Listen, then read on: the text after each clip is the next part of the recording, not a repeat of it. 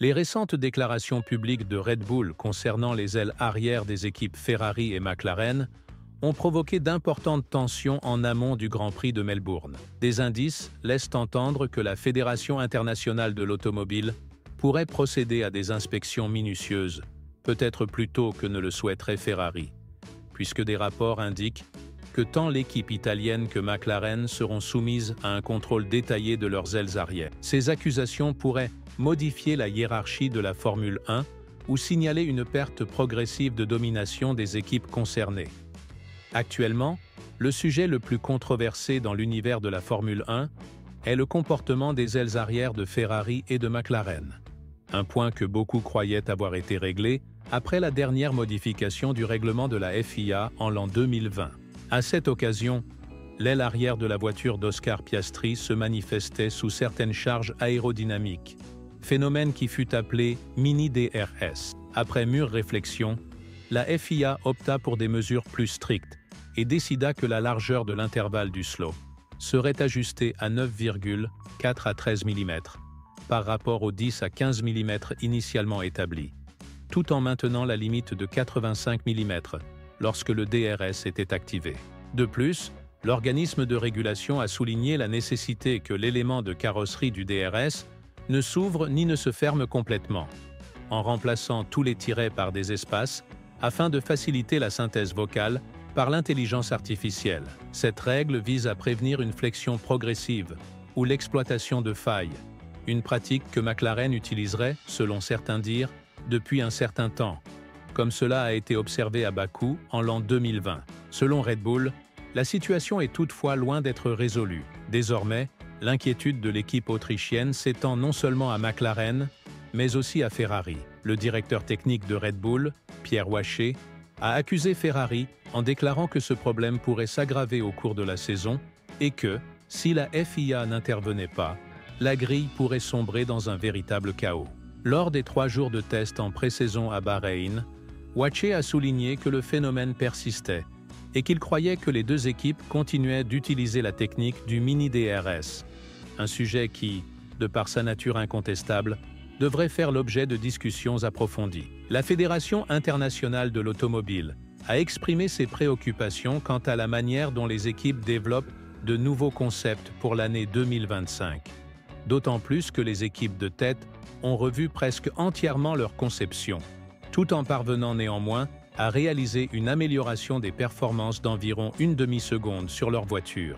Un média italien proche de Ferrari, Formula Analisi Tecnica, a révélé que Red Bull avait constitué un dossier officiel d'accusation concernant les ailes arrière de ses rivales, basé sur les comportements observés lors des tests à Bahreïn.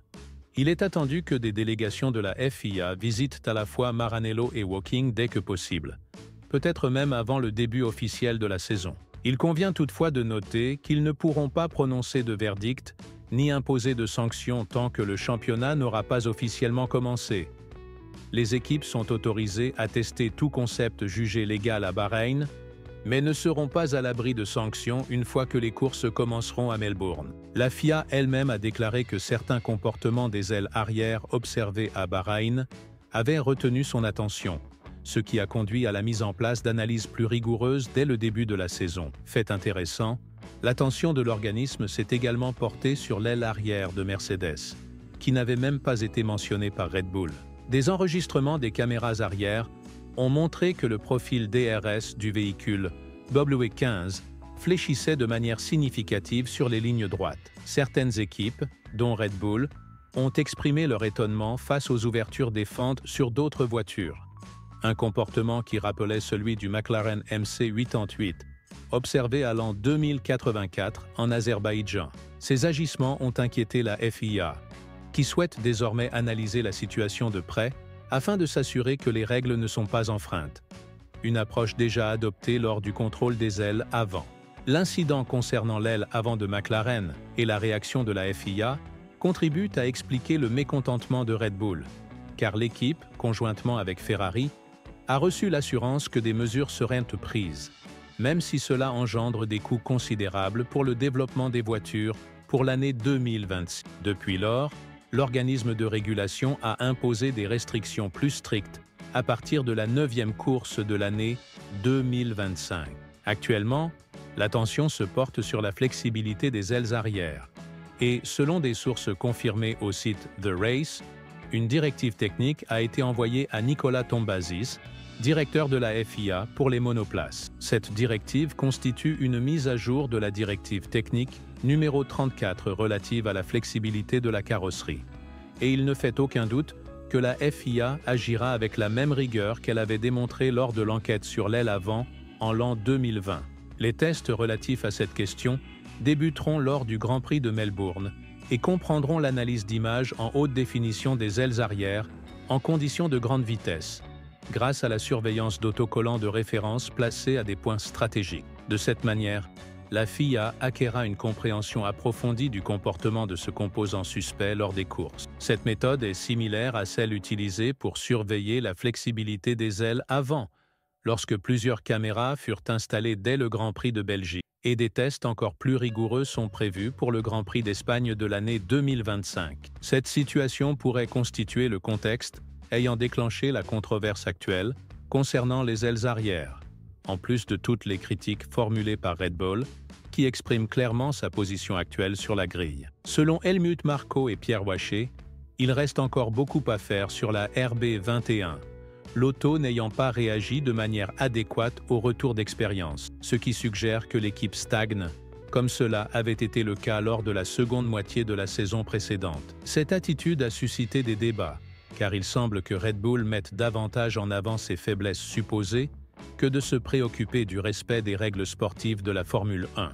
Quoi qu'il en soit, les critiques des derniers mois ne présagent rien de bon pour une équipe qui tente de se redresser après une baisse significative dans le développement des voitures pour l'année 2084. Si ce n'était pas pour les performances de Max Verstappen, le championnat des pilotes aurait déjà été compromis depuis longtemps, ce qui renforce les inquiétudes pour la saison de l'année 2025 et soulève des questions sur l'avenir de Christian Horner et ses prochaines décisions. Cependant, l'enquête de la FIA sur la flexibilité des ailes arrière est désormais prioritaire, Ferrari supportant vraisemblablement un fardeau plus lourd que les autres équipes, même si elle agit avec prudence et se concentre sur les défis de l'année 2025. Cette position de Red Bull pourrait nuire à Ferrari au point de contraindre l'équipe à se battre pour la deuxième place, au lieu de chercher à prendre la tête contre McLaren comme initialement prévu, avant les tests en pré-saison à Bahreïn. Un tel scénario représente une menace considérable pour Ferrari, d'autant plus que les tests à Bahreïn ne se sont pas déroulés sans accroc pour l'équipe de Maranello. Charles Leclerc, le pilote monégasque, a déjà fait part de difficultés concernant la stabilité de la voiture et a clairement indiqué que sa confiance avait été ébranlée après les séances de jeudi et vendredi. Par conséquent, toute complication supplémentaire dans le comportement de la voiture ou tout ajustement nécessaire pourrait entraîner de graves problèmes dans le calibrage aérodynamique, ce qui serait extrêmement préjudiciable pour l'équipe. D'autre part, le directeur de l'équipe, Frédéric Vasseur, a assuré qu'il n'y avait aucune raison de s'inquiéter et a souligné que les impressions recueillies à Bahreïn étaient globalement positives. Cette évaluation contraste toutefois avec le point de vue de Leclerc, qui a déclaré que les données obtenues correspondaient aux attentes, mais que des problèmes d'équilibre de la voiture avaient été constatés jeudi après-midi et vendredi après-midi, indiquant qu'un travail supplémentaire restait à accomplir. Laissez votre commentaire ci-dessous.